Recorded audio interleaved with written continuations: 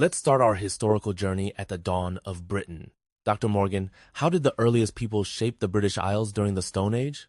The first inhabitants arrived via a land bridge from Europe, living as hunter-gatherers. Around 10,000 years ago, rising sea levels created the Channel, isolating Britain. This separation fostered a unique development, soon marked by the arrival of farmers 6,000 years ago. Those early farmers left enduring marks like Stonehenge and Skara Brae. Why are these sites significant in understanding prehistoric Britain? Stonehenge and Skara Brae demonstrate advanced social organization and engineering. For example, moving the massive stones of Stonehenge required coordinated labor, hinting at early religious or communal practices distinct from continental Europe at the time. As time progressed, Britain saw the Bronze and Iron Ages. How did these eras transform society? The Bronze Age introduced advanced metalwork, while the Iron Age brought stronger tools and weapons. People lived in hill forts, like Maiden Castle, and began minting coins, which marked the start of recorded British history and fostered trade networks. Advancing a few millennia, the Romans made a lasting impact after Claudius's successful invasion in AD 43. Dr. Morgan, what key changes did Roman occupation bring to Britain? The Romans introduced urban planning, constructing roads, public baths, and towns. Their legal systems, new crops, and animals revolutionized daily life. They also built Hadrian's Wall to mark the northern frontier, illustrating both military strategy and the limits of imperial control. Figures like Boudica resisted Roman rule fiercely. How did such resistance shape the British identity under Roman influence? Boudica's revolt became a symbol of British defiance. Though ultimately unsuccessful, it inspired a legacy of resistance. The Romans, meanwhile, established the first Christian communities, blending cultures in ways that still resonate today. When the Romans withdrew after 400 years, what legacy did they leave behind?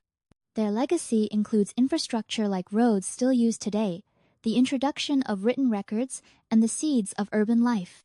The concept of centralized law and order also endured, influencing British governance for centuries. Following the Romans, new waves of invaders, the Jutes, Angles, and Saxons laid the groundwork for modern English. Can you explain their cultural influence, Dr. Morgan? Absolutely.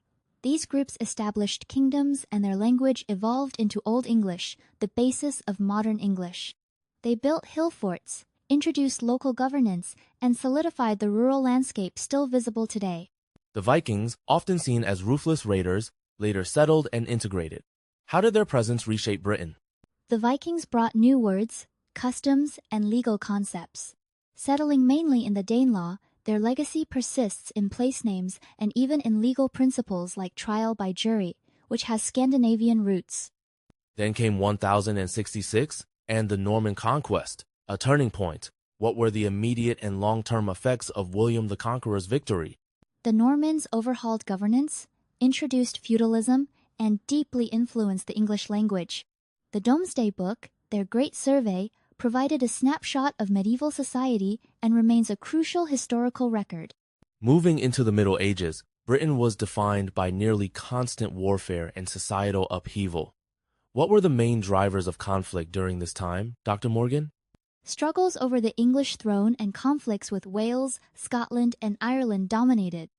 Battles like Bannockburn in 1314 ensured Scotland's independence, while English kings also embarked on foreign wars, notably the 100 Years' War against France.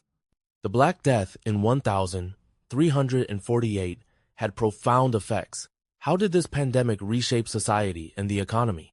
The Black Death killed about a third of the population, leading to labor shortages. This shifted economic power towards peasants, increased wages, and fostered the rise of a new middle class, fundamentally altering the social order. Politically, this period also birthed Parliament and the Magna Carta. Why are these developments still significant today? The Magna Carta, signed in 1215, established the idea that the monarch was subject to law. Parliament's rise enabled broader participation in governance. These principles underpin modern British democracy and legal protections. Finally, cultural shifts occurred, such as Chaucer's works and the evolution of English. How did these shape national identity? The fusion of Norman French and Anglo-Saxon formed Middle English, making literature like Chaucer's Canterbury Tales accessible. This solidified a shared language and culture, vital for national cohesion. The Tudor and Stuart eras were marked by religious and political turmoil. Henry VIII's break from Rome comes to mind. Dr. Morgan, what drove these seismic changes?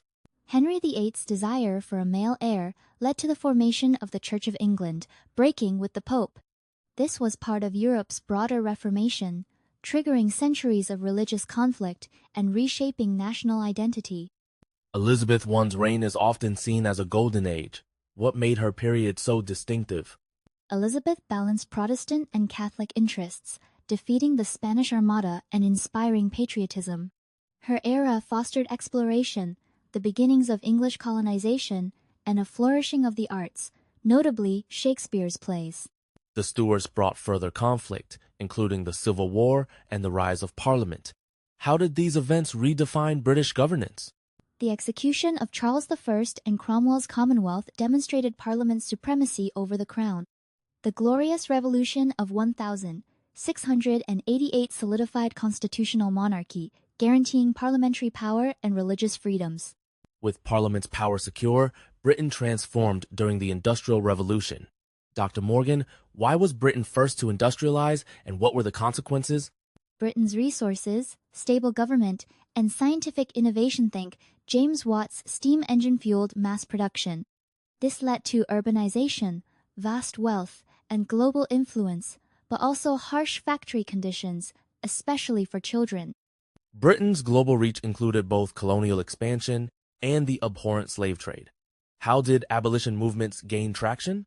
Abolitionists like William Wilberforce and the Quakers used petitions and public campaigns, leveraging moral arguments and economic shifts. The slave trade was abolished in 1807, and slavery in the empire ended by 1833, setting international precedents. Politically, how did reforms like the 1832 Reform Act and the rise of party politics change society?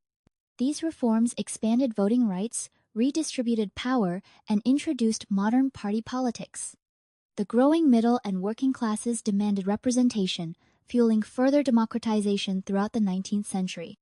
Arriving in the 20th century, Britain faced 2 world wars and enormous social transformation. Dr. Morgan, what were the most pivotal moments? World War I's devastation and the partition of Ireland in 1921 reshaped the UK structure. The Second World War tested national resolve, with events like the Battle of Britain and the Blitz forging a strong collective identity. Post-war, Britain saw the birth of the welfare state and the NHS.